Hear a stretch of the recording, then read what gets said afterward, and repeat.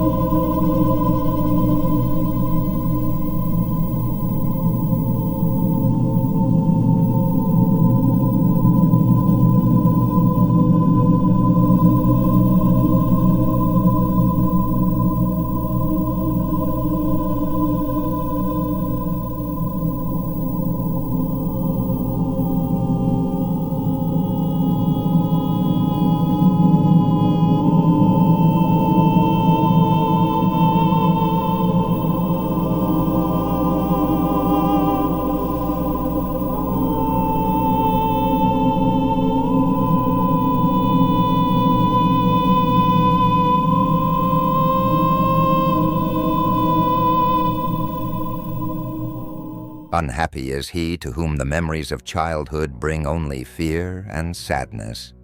Wretched is he who looks back upon lone hours in vast and dismal chambers with brown hangings and maddening rows of antique books, or upon odd watches in twilight groves of grotesque, gigantic, and vine-encumbered trees that silently wave twisted branches far aloft. Such a lot the gods gave to me, the dazed, the disappointed, the barren, the broken, and yet I am strangely content and cling desperately to those sere memories when my mind momentarily threatens to reach beyond to the other.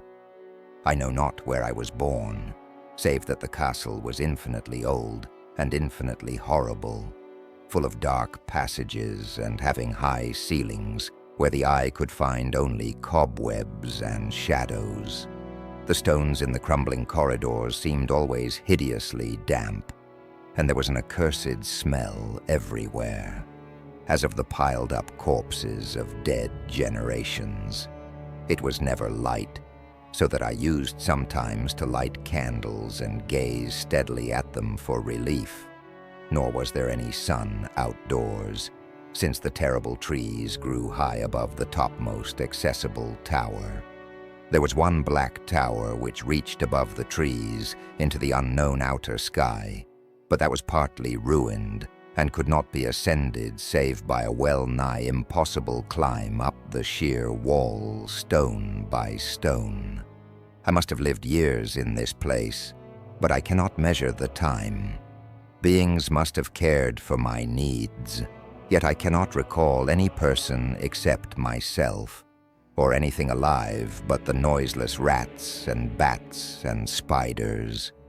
I think that whoever nursed me must have been shockingly aged, since my first conception of a living person was that of something mockingly like myself, yet distorted, shriveled, and decaying like the castle.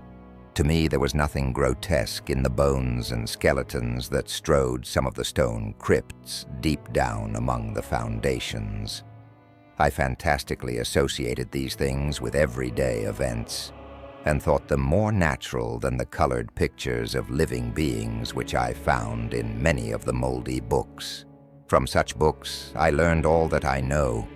No teacher urged or guided me, and I do not recall hearing any human voice in all those years, not even my own. For although I had read of speech, I had never thought to try to speak aloud. My aspect was a matter equally unthought of, for there were no mirrors in the castle, and I merely regarded myself by instinct as akin to the youthful figures I saw drawn and painted in the books. I felt conscious of youth because I remembered so little.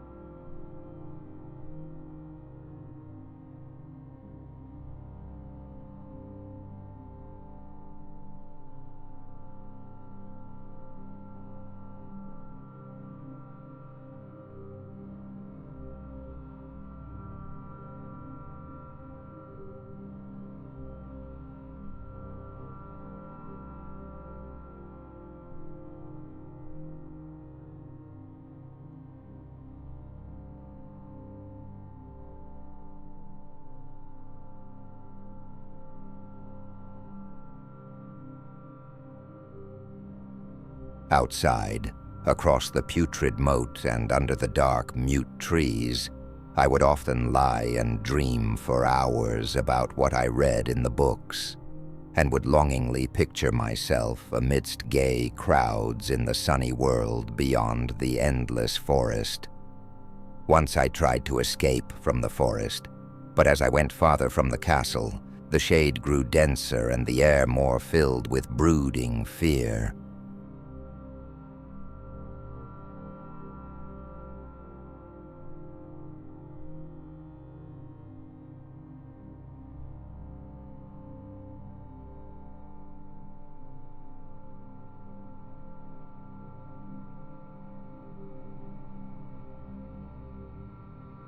So that I ran frantically back, lest I lose my way in a labyrinth of nighted silence. So through endless twilights I dreamed and waited, though I knew not what I waited for. Then in the shadowy solitude, my longing for light grew so frantic that I could rest no more, and I lifted entreating hands to the single black ruined tower that reached above the forest into the unknown outer sky. And at last, I resolved to scale that tower, fall though I might, since it were better to glimpse the sky and perish than to live without ever beholding day. In the dank twilight, I climbed the worn and aged stone stairs till I reached the level where they ceased, and thereafter clung perilously to small footholds leading upward.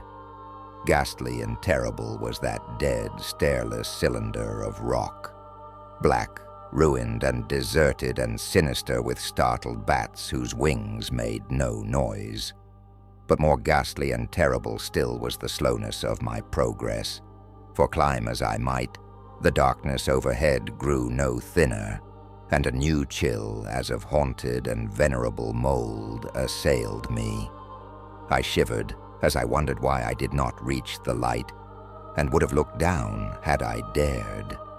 I fancied that night had come suddenly upon me, and vainly groped with one free hand for a window embrasure that I might peer out and above, and try to judge the height I had attained.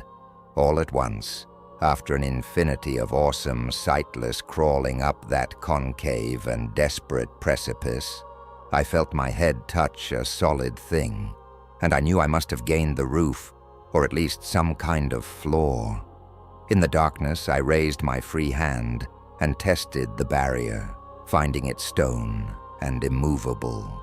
Then came a deadly circuit of the tower, clinging to whatever holds the slimy wall could give, till finally my testing hand found the barrier yielding, and I turned upward again, pushing the slab or door with my head as I used both hands in my fearful ascent.